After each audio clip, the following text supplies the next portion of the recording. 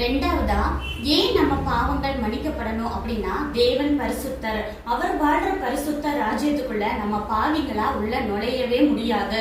அப்ப நம்மளுடைய பாவங்கள் எல்லாம் மன்னிக்கப்பட்டு அவருடைய பிள்ளையா மாறினா மட்டும்தான் உள்ள நுழைய முடியும்.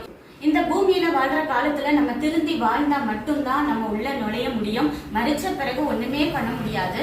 மரிச்சவங்களுக்காக மத்தவங்க ஜெபிக்கிறதுனால மரிச்சவங்க ரட்சிக்க முடியாது அப்படிங்கறத புரிஞ்சுக்கோங்க.